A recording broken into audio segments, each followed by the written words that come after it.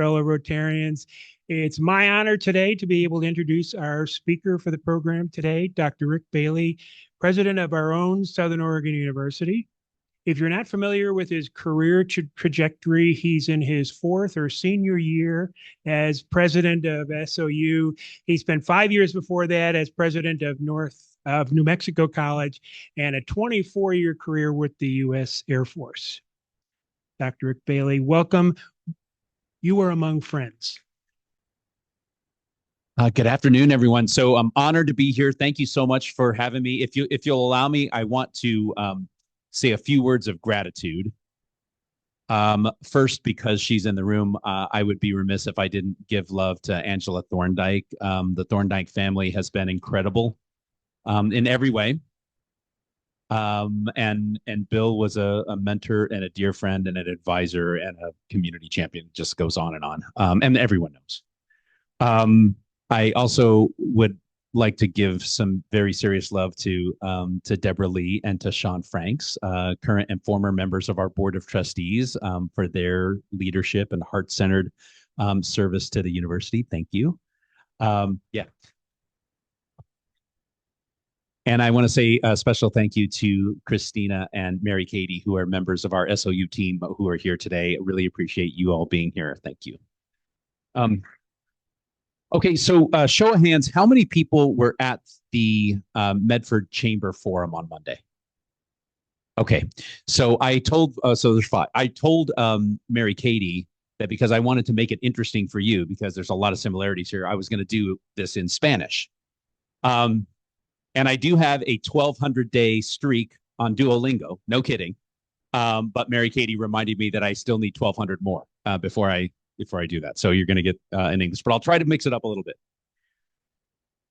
Okay, so really what I thought I would do, and I know we're a little bit short on time, so I'll make it quick, is really talk about the landscape of higher education, not just for SOU, but really for colleges and universities around the country, kind of our approach and what we've done over the last few years, and then really focus on some opportunities that we have. So when we talk about the landscape, I'm going to kind of breeze through. Some of these are eye charts, so I'll just kind of hit the wave tops for you. I said publicly recently, this past summer, that SOU was experiencing the biggest challenges that we've had as an institution in 99 years. That seems like a big statement.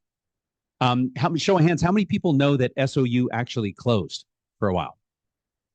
Yeah, so from 1909 to 1926, SOU was closed, and it was closed due to lack of state support. And so for 17 years it had closed. And then because of an uproar in the Rogue Valley, it kind of lifted back off again. Well, that was 99 years ago. If you remember one thing from this, I would say remember this: we're not going to let that happen again. And so we're going to do everything we can to make sure that this institution is not just enduring, but nourishing. We've got to find a way for it to flourish, to thrive, to move forward so that it is serving students for generations to come. There are schools that are not so fortunate. I shared a story last year. We had our women's basketball team played a game on a Friday night, and 3 days earlier, Tuesday, the school that we were playing had closed. It was a school in Oakland, California. And so over the last 5 years, there have been over 60 now. Now I think it's over 70 institutions that have closed the doors permanently. And the reason it's always the same is because of financial challenges, right? That's the landscape right now. And so it's real. And so I don't want to create panic, but I also don't want us to shy away from how challenging this is. There is a mantra that we need to change, and that is that, 30 years ago, and for people who remember ballot measure 5 in 1990, and all of the changes to the tax code, and I'm not going to go through that. We could talk for hours on that. But one of the challenges is it really changed the structure of how higher education is funded in Oregon. And I don't think our leaders intended for that to happen, but that certainly has been the result of it. And so what we've had to do is change the way we think about serving. Because 30 years ago, we could kind of pretty much do everything we wanted. It was more with more. And now 35 years later, we really have to think about doing less with less. We have fewer resources. So how do we take those resources and use them strategically so that we benefit as many people as possible in a positive way. There's also this misperception about the value of a four-year degree. And am I biased? Absolutely, completely biased. But the data is so overwhelmingly clear about the value of a four-year education. I'll also say on a footnote, we have to fight against that misperception, because more and more people are questioning that value, even though the data is convincing. So we have to do a better job of explaining how important this is. We have our own challenges here in Oregon. We are now, sadly to say, as a state, in the bottom 5. We are ranked 46th as a state in terms of public, basically state support for public universities. 20 years ago at SOU, 2/3 of our revenues came from the state and 1/3 came from tuition. 20 years later, it's flipped. So now 2/3 of all of our revenues come on the backs of our students. That's problematic. And again, I don't think there's any malevolence involved, but that's the nature of the landscape. This is my one other soapbox point. This came out at a question on Monday. So there was a 2019 study by Echo Northwest that looked at SOU's value. And this was 6 years ago. And they determined that Southern Oregon University contributes $282 million annually in economic activity. $282 million every year. Anyone want to venture to guess what our state support was last year? Roughly $32 million. So I'm not a fancy mathematician, but if I do back of the napkin math, I think it's about 9 to 1, right? So for every dollar the state invests in SOU, we're generating $9 of economic impact in the region. So shamelessly, I would say, if we double that, we're going to do a lot of good things for the Valley. So I do think as a state, we have to decide what's important and what we invest in, and not solely just respond to crises, but think about what we want our state economy to look like 10 years from now, 20 years from now, 30 years from now. And universities and colleges are the engines that can make that transformation happen. Okay, here's our approach in that doing less with less. Last time I was in front of this group, we were in the middle of this process, and it was called SOU Forward. And it was a response to an emergent budget challenge.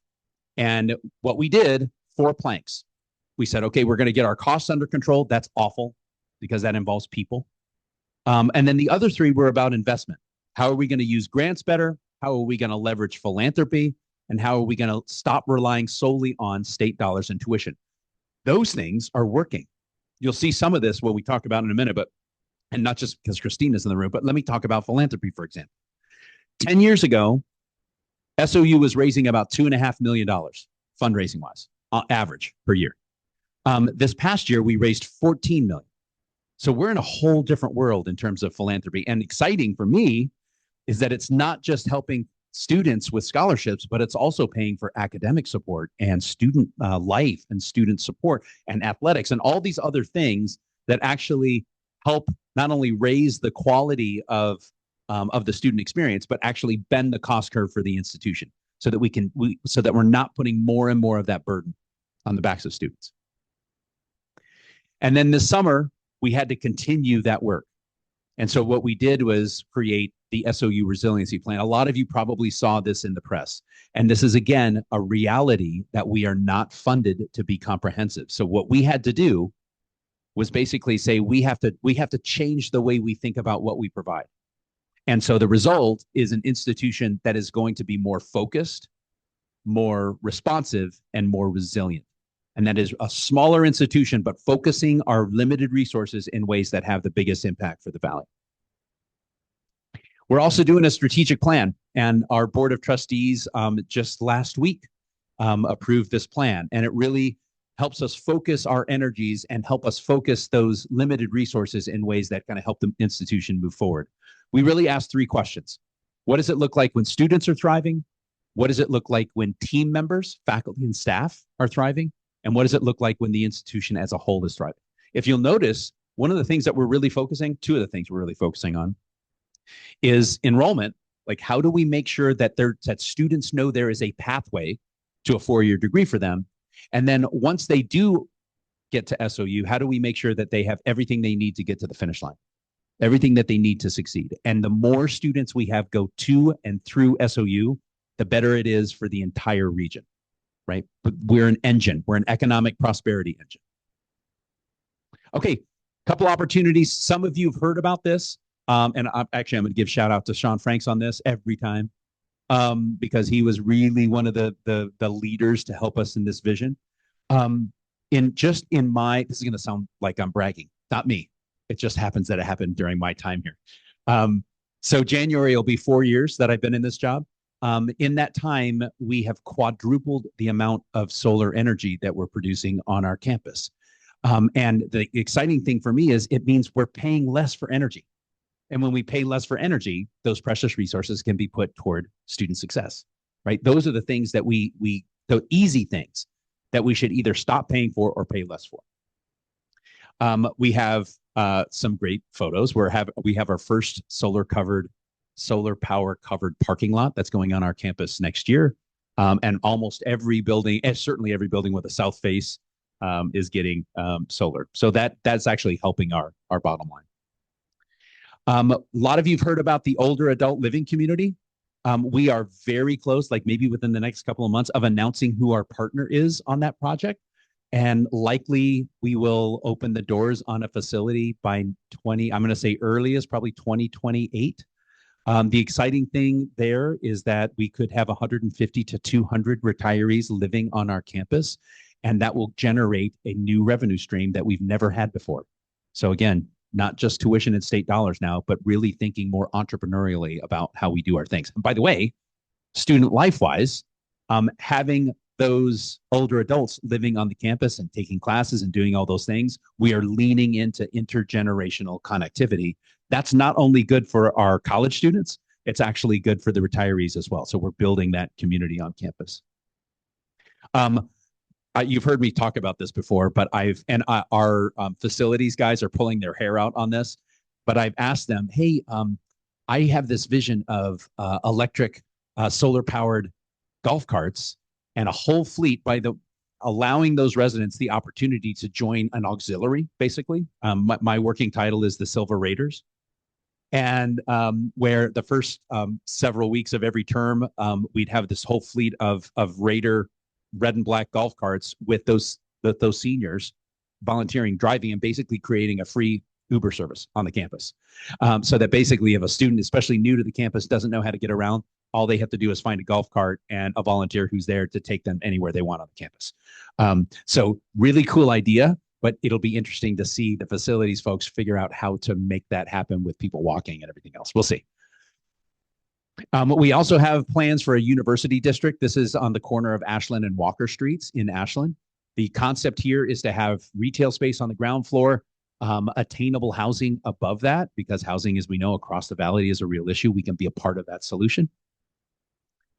And I'll finish with the walk-off slide. And that is, some of you've heard me say this before. Alan Kay is a futurist. I love this quote. He says, the best way to predict the future is to invent it. We have to be the architects of the future that we want. And even in the midst of unspeakable challenges, it doesn't mean that we still can't build the institution that we want, and we owe it to current and future students to do so. So thank you so much for your time. Really appreciate it. And I'm happy to answer any questions.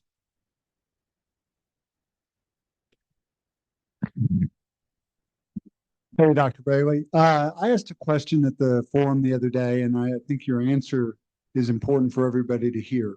And it was about the cultural shift that needs to happen with our legislature. And you gave some examples. Would you mind talking about that? Yeah, thank you, Bob. And by the way, shameless plug, KOBI does a really good job of getting this point across. So we are a state. We are a state, and this is just my theory, that relied on one primary industry to generate its economic power. And by the way, love that industry, happy with that industry, grateful for that industry. But that industry has had to evolve. And the challenge is, in that 100 years, where that was an engine for, and really the engine for the economy, a student with less than a high school diploma could earn a ridiculously good and attractive salary, right? I think the problem is that as the state has had to realize that it has to do other things, I don't think it's not that education hasn't caught up, it's that our relationship to education hasn't caught up. And so if we want to diversify and if we want to create economic prosperity for Oregon citizens, well, then the key to doing that is the continuum of education. So we got to focus on early childhood. We got to focus on quality K-12, but we also better focus on higher education. And this is going to sound super shameless, but in a state that, because of our tax code, because we rely so heavily on income tax to provide basic services, then what helps provide income tax? Income. And what helps provide income? A lot of people doing a lot of different things for the state.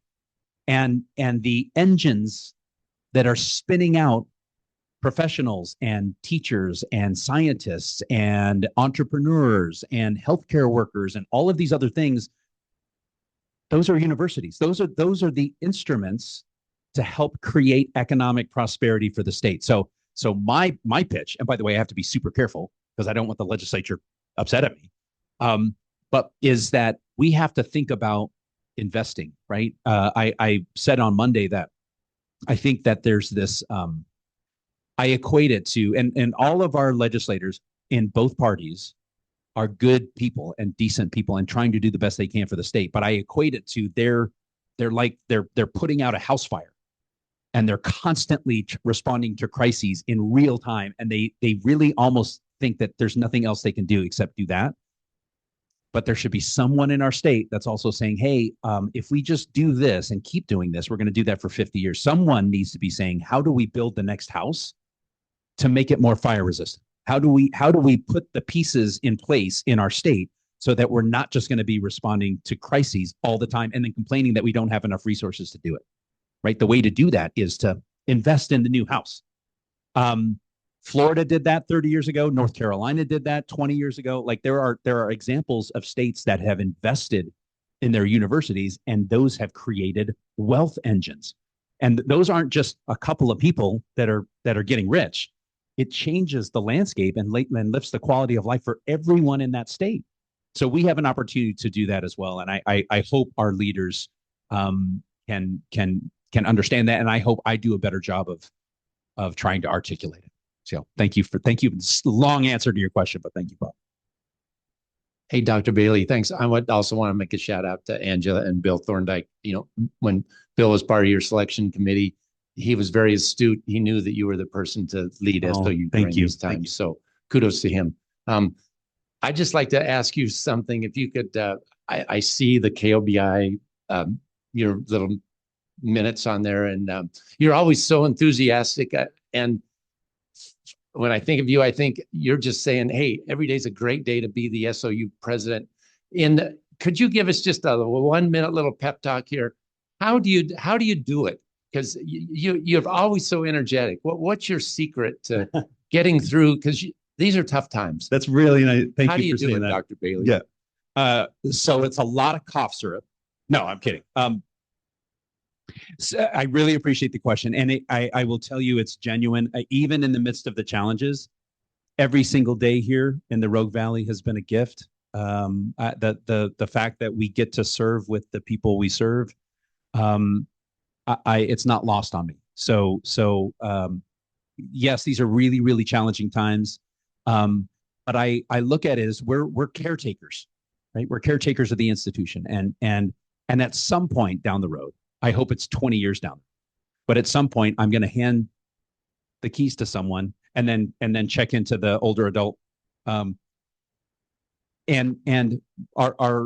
know that when I do that, I know that when that day comes, I know that we will be handing to someone and future students something better than we found.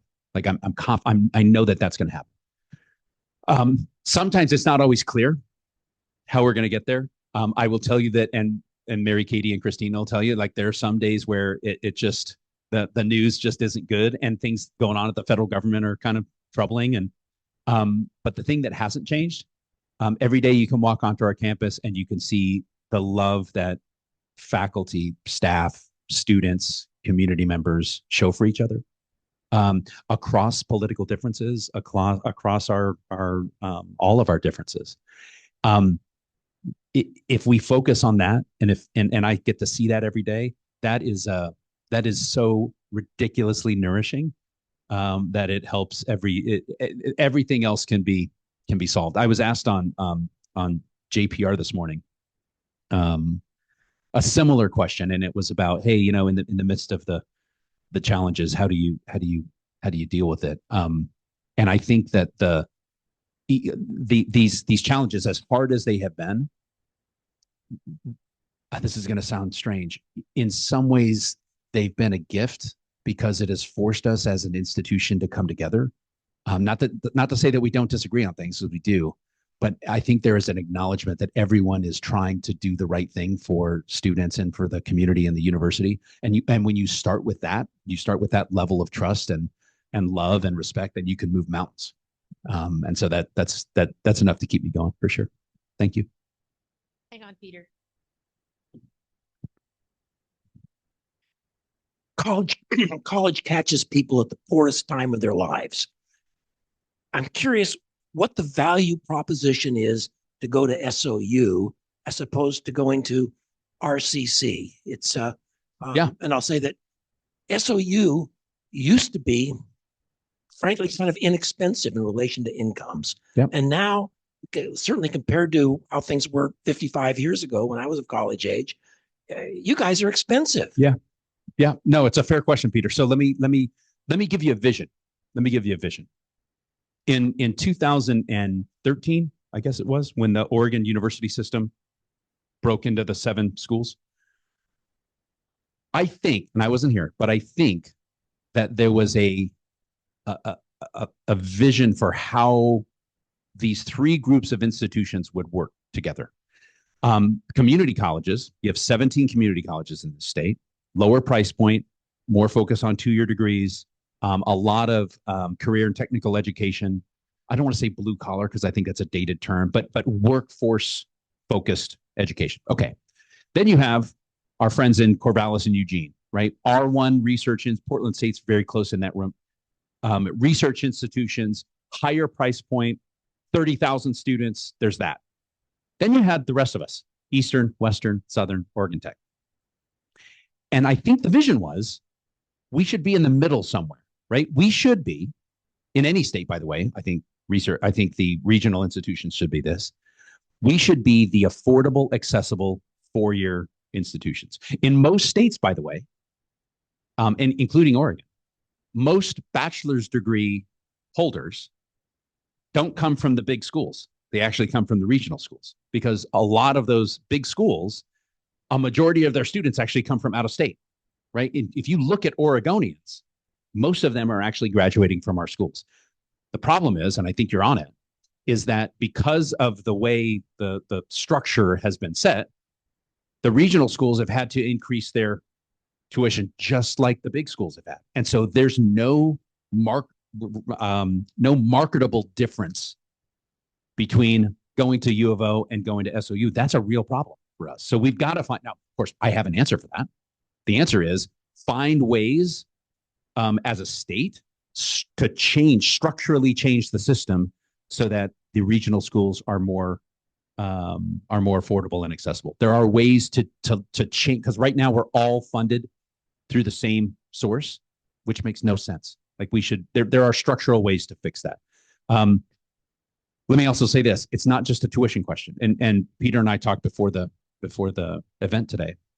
It's also cost of housing, right? Tuition and fees for a student at SOU actually are less than half of the total expenses. It's the cost of food and housing that really adds to the overall ticket. So in every sense, we're looking at how we can start to bring those costs down. It's a work in progress, by the way, but that's you're onto it. That's the goal.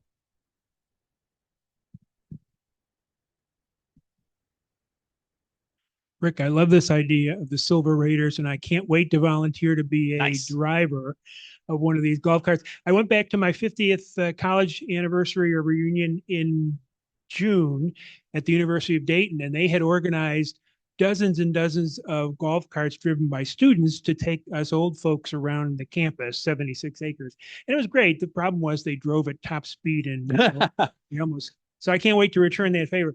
Can you talk about how that fits into your vision for seniors on campus, especially the senior living center? Is it rental? What benefits will seniors have who live there, et cetera? Yeah, great question, Paul. So the vision is, so I went to see other examples of this because SOU is not the only school doing this. I think we'll be the only school that does it the way we do it.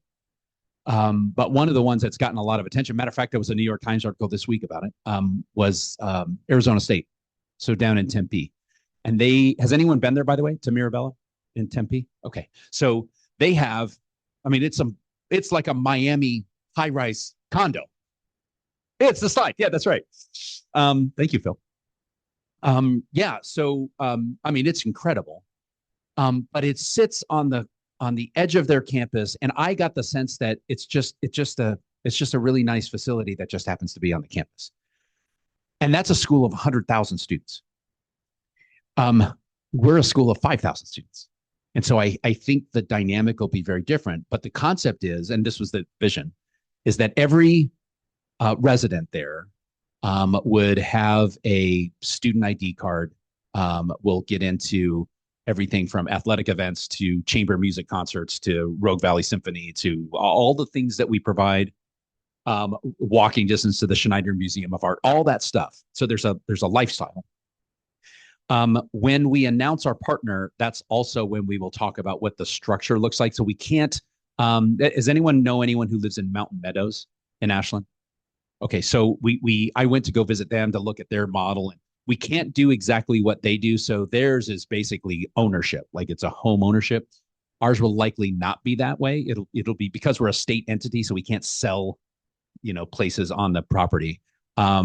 But it'll likely, we're exploring continuum of care models and some other things to make sure that people who live there have all of their needs met.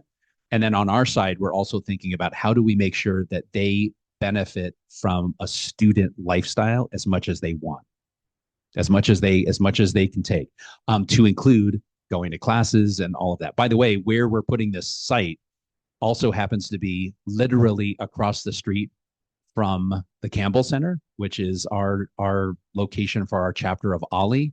Do we have any OLLI members in the room? So OLLI is the Osher Lifelong Learning Institute, and it's at 1,800 members now. It's one of the largest chapters in the country, and they take classes on everything. It's so great, the offerings that they do. So there's a synergy that I think is going to be built there. So exciting times. And by the way, here's the other thing. We'll also let those residents help us dictate the things that they want for their own quality of life. What are the things that and so far, I've some of you on Monday heard this, but we now have a list. Mary Katie's been holding it in our office of, I think it's up to 70 people now who have basically called our office to say, hey, as soon as it's open, we want to move in. So we have this running list now of all these people who want to join. What they have said anecdotally, but almost to a person, have said their goal is to get embedded into the cultural fabric of the institution. So they don't want to just live on the campus. They want to experience what students are experiencing and really, really get involved in the campus. That's why I think the Silver Raiders is going to be gangbusters, because they'll have people who are really interested in participating. Yeah.